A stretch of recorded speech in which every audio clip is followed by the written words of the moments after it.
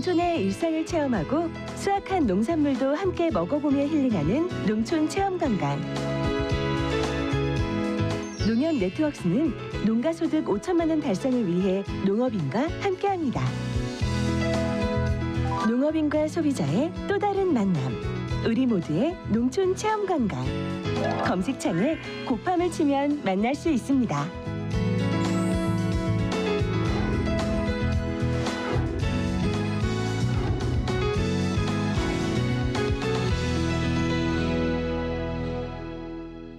자기야! 우리 이유식 재료 사야 된다.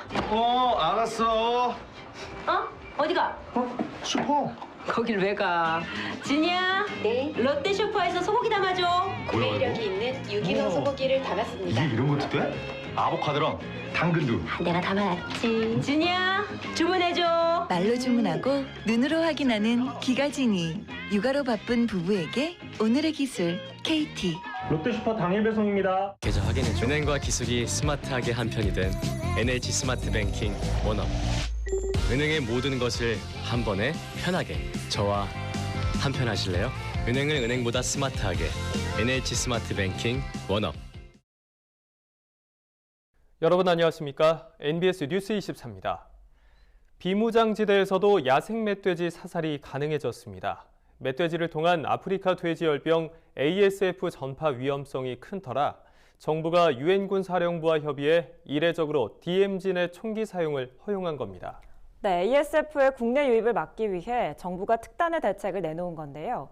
이낙연 국무총리는 ASF와의 싸움은 장기전이 될 것이라며 차단 방역의 고삐를 당겼습니다. 보도에 윤슬기 기자입니다. 이낙연 국무총리가 최근 아프리카 돼지열병 ASF 차단 방역을 점검하고자 강원 철원을 찾았습니다. 현장 점검차 북한 접경 지역을 방문한 것만 일주일 새 세 번째. ASF의 국내 유입을 막는데 정부가 사활을 걸었다는 방증입니다. 이날 이 총리는 군부의 야생 멧돼지 개체수가 최소화돼도 좋으니 사살을 위한 대처를 제대로 하라고 주문했습니다. 비무장지대라도 남하하는 야생 멧돼지를 사살하라는 겁니다. 이번 싸움은 장기전이 될 겁니다. 비무장지대 가운데 군사 분계선이 있고 우리 남쪽으로 2km거든요. 거기서 넘어와서 2km 이쪽으로 넘어오려고 하는 것 같다. 그럴 때는 사살도 가능한 것으로. 야생 멧돼지가 북한의 ASF를 국내로 유입시킬 수 있는 주된 매개체로 꼽히긴 하지만 교전 수칙상 DMZ 안에서의 사격을 그간 자제했던 점을 고려하면 매우 파격적인 지침입니다.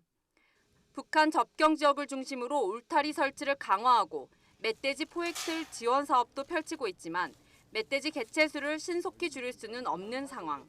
이에 정부가 DMZ 일대에서 멧돼지 사살이 즉각 가능하도록 유엔군 사령부와 협의한 겁니다.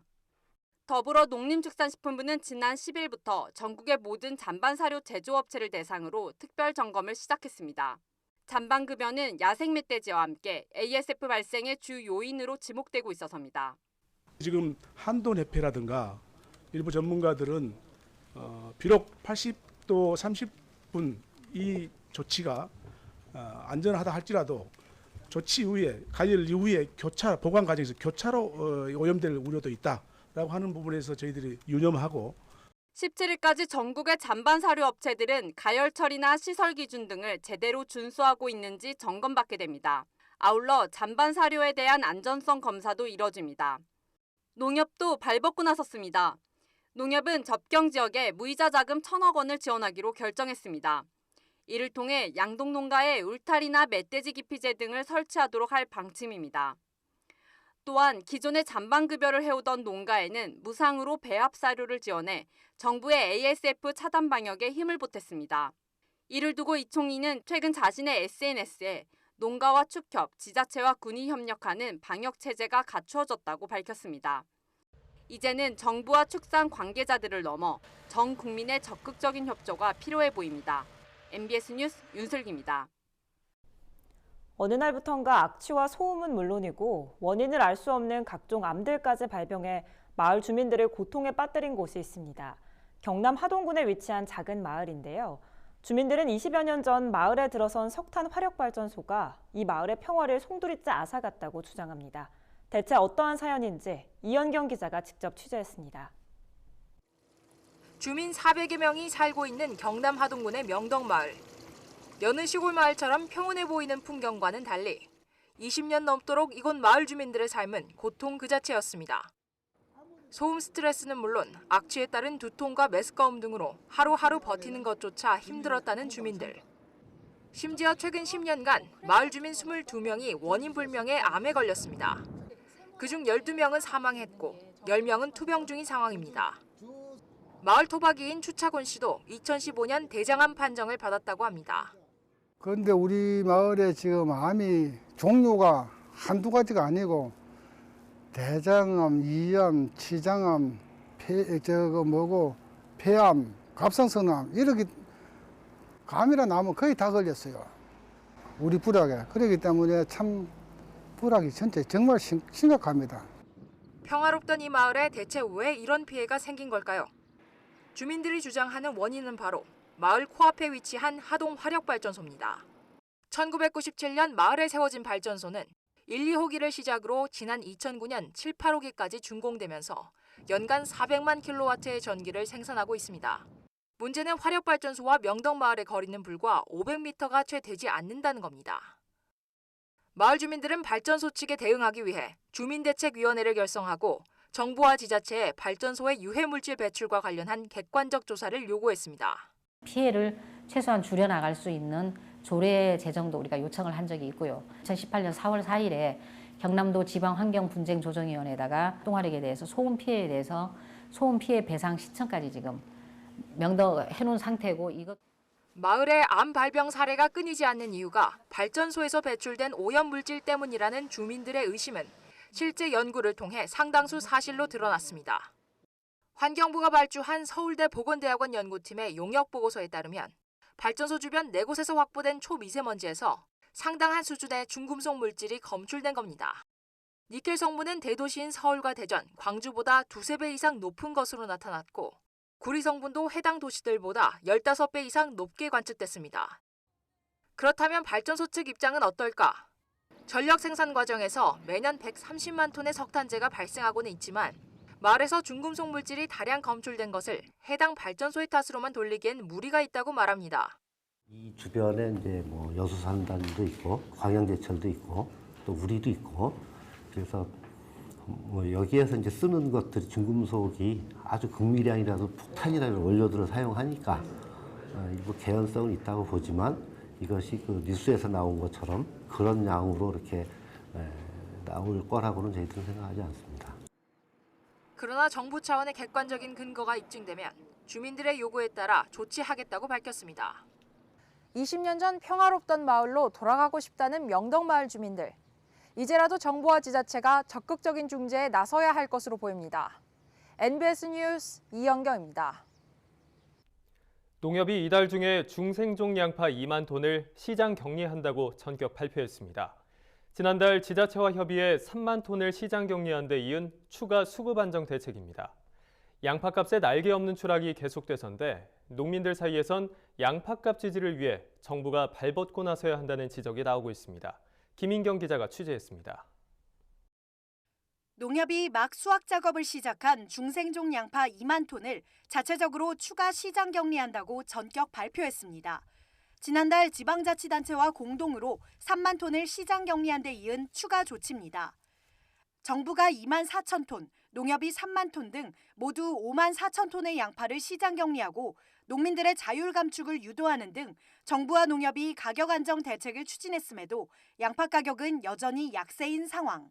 서울 가락동 농수산물 도매시장의 양파 경락값은 5월 말 기준 상품 1kg당 500원 중반대를 오르내렸지만 이달 들어선 500원 선이 무너졌고 지난 10일에는 값이 404원까지 내려갔습니다.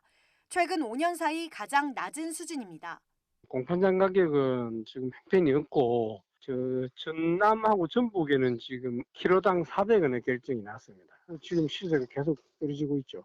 더욱이 계속된 기상호조로 생산 단수가 당초 전망치를 크게 웃돌 것으로 관측돼 농가들의 위기감은 커지고 있습니다.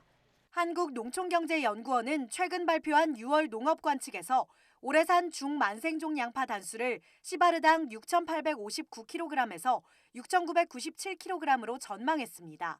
평년보다 12에서 15% 늘어난 양입니다. 3.3제곱미터 한 평당 평균 23.1kg의 양파가 생산될 것으로 본 건데 지난 5월의 농업 관측보다 더 증가한 양입니다. 이에 최근 양파 작황과 대책 추진 상황을 예의주시하던 농협이 중생종 양파 2만 톤을 시장 격리하기로 전격 결정한 겁니다. 농협은 만생종 수확 이전에 양파값 하락의 고리를 반드시 끊겠다는 각오입니다. 이번 시장 격리는 전체 사업비 가운데 농민들의 자부담률 20%를 제외한 80%의 비용을 모두 농협 경제지주가 부담할 방침입니다. 산지에서는 양파를 제값을 주고 구매해서 소비자에게는 저렴하게 판매하고 그 손실 부분은 농협이 부담하는 그런 형태로 특판 행사를 계속 전개하고 있고요. 조기에 양파 시장을 안정시키고자 이런 대책들을 추진하고 있습니다.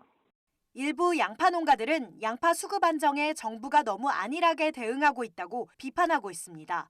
소비 확대에만 골몰하다 양파 산지 폐기의 적기를 놓친 것 아니냐는 겁니다.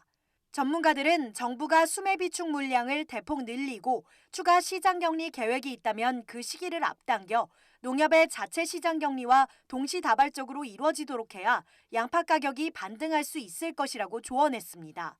NBS 뉴스 김인경입니다.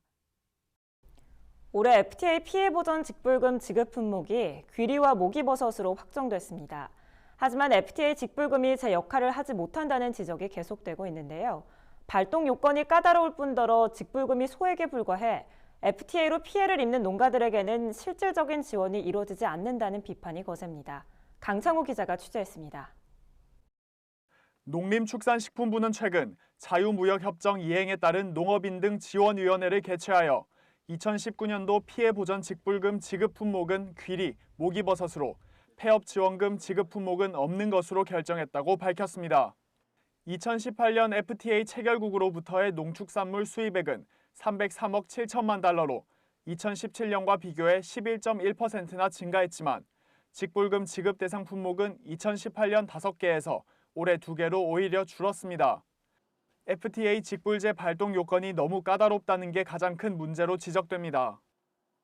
직불제가 발동되려면 대상 품목의 해당 연도 평균 가격이 평년 가격의 90% 아래로 하락할 것, 대상 품목의 해당 연도 총 수입량이 평년 수입량보다 많을 것, FTA 상대국으로부터의 해당 연도 수입량이 평년 수입량보다 많을 것 등 3가지 요건을 모두 충족해야 합니다. 수입 기여도는 해당 품목의 가격 하락이 FTA에 따른 수입량 증가에 의한 것임을 보여주는 지표입니다.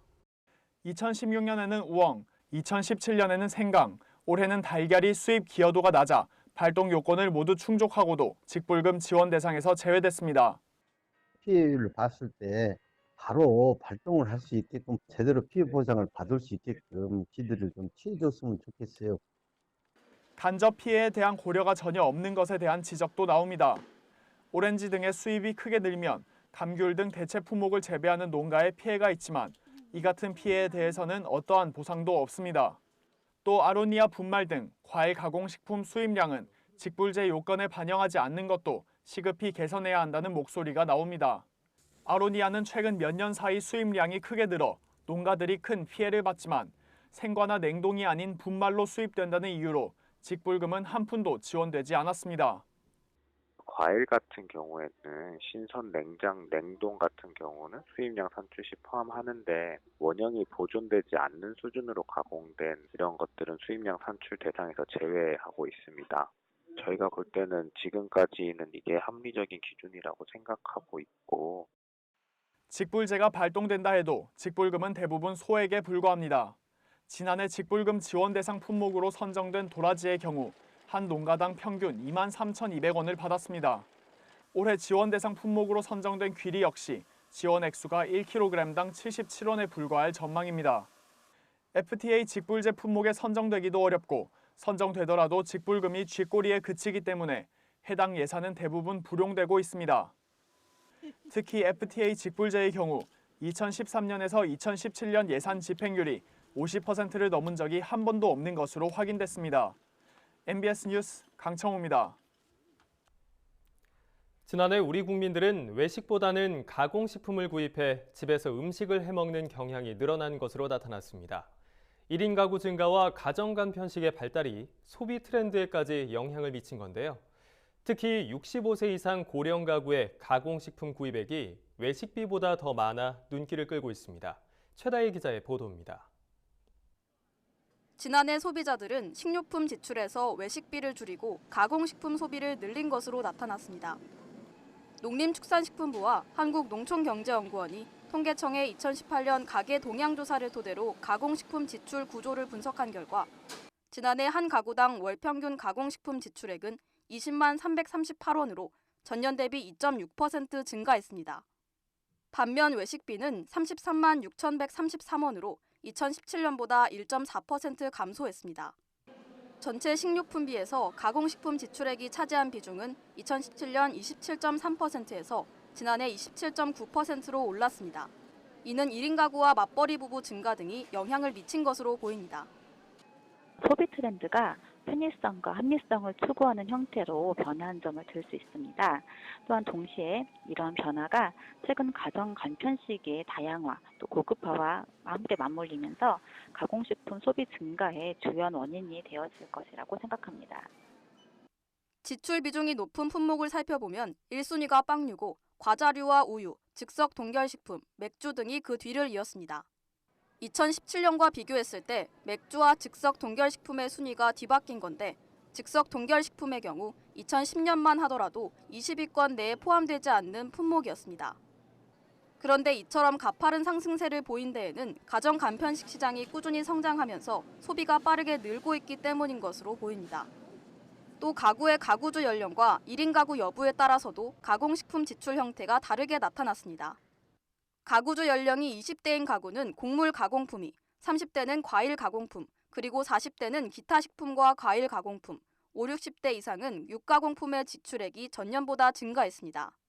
또 1인 가구의 경우 과일 가공품과 조미식품, 커피 및 차 등이 전년 대비 큰 폭의 증가율을 보였습니다. 무엇보다 65세 이상 고령 가구의 가공식품 지출 구조가 눈에 띕니다. 전체 가구와 달리 고령 가구는 외식보다는 가공식품 소비에 더 많은 돈을 쓰는 것으로 조사됐습니다. 고령 가구는 지난해 외식비로 14만 3,345원, 가공식품에는 15만 7,384원을 지출했습니다. 외식비 지출액은 2017년보다 2.2%가 감소한 반면 가공식품 지출액은 5.2%가 는 겁니다. 고령 가구는 외식보다 집밥을 선호하는 소비 특성이 있습니다. 그래서 집에서 직접 조리를 해서 드시는 경우가 많은데요. 편의성 등의 이유로 최근에 조리 재료로 육가공품 등의 가공식품 사용 비중이 높아진 것을 그 이유로 볼 수 있습니다. 한편 고령 가구에서 지출 비중이 높은 품목은 말린 고추와 젓갈, 참깨 및 들깨 등이었고 고령 1인 가구의 경우는 반찬류, 생수, 햄 등의 지출이 큰 폭으로 증가했습니다. MBS 뉴스 최다입니다. 간추린 뉴스입니다. 농협사료는 11일 제8회 대한민국 대표농가 인증식을 개최하고 최고 성적을 거둔 5농가에 시상을 했습니다. 올해 수상한 농가는 한우농가 3곳과 낙농가 1곳, 양돈농가 1곳으로 연간 출하두 수와 등급 판정 결과 등에서 우수한 성적을 거둔 농가들이 선정에 영광을 누렸습니다. 대표 농가들은 앞으로 농협사료 리더스 클럽에 가입돼 활동하게 됩니다. 인증된 농가에는 사양시험비 200만 원과 농장 입간판 지원 등 다양한 혜택이 주어져 매년 많은 농가들이 경쟁을 펼치고 있습니다. 경기도는 최근 도내 1호 공영도시 농업농장 개장식을 개최했습니다. 경기 용인시 기흥구 흥덕택지지군의 고등학교 부지 14,975제곱미터에 조성된 농장은 텃밭과 관리시설 6개소, 편의시설 3개소로 이루어졌습니다. 약 400가구의 도시 농부들은 상추와 고추, 고구마 등 다양한 농작물을 농사짓고 있습니다. 앞으로 경기도 도시농업농장에서는 현장 도시농부 학교를 비롯해 씨앗 자급학교와 도시농업관리사 과정 등 다양한 프로그램을 진행할 예정입니다. 경상남도 농업기술원이 향토음식 자원화 연찬회를 개최하고 올해 향토음식 자원화 추진 방향과 우수 사례를 공유했습니다.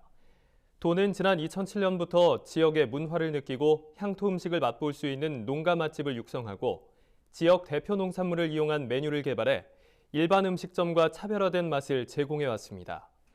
이번 연찬회에서는 지난해 농가 맛집과 품질 향상 사업장 등 6개소의 추진 성과를 발표했습니다. 제주도는 소나무 재선충병 확산 방지를 위해 오는 18일부터 20일까지 사흘간 2차 항공 방제를 실시할 방침입니다. 한라산 국립공원 경계지역의 소나무림 1,000헥타르를 중심으로 집중 방제할 계획으로 대형 헬기가 투입돼 1회 비행 시 60헥타르에 대한 방제가 가능할 것으로 보입니다. 도는 2차 항공 방제 기간 중 양봉과 축산농가 등의 협조 사항을 전달하고 항공 방제로 인한 피해가 발생하지 않도록 주의를 당부했습니다. 저희가 준비한 소식은 여기까지입니다. NBS 뉴스 24 마칩니다. 함께해 주신 여러분 고맙습니다.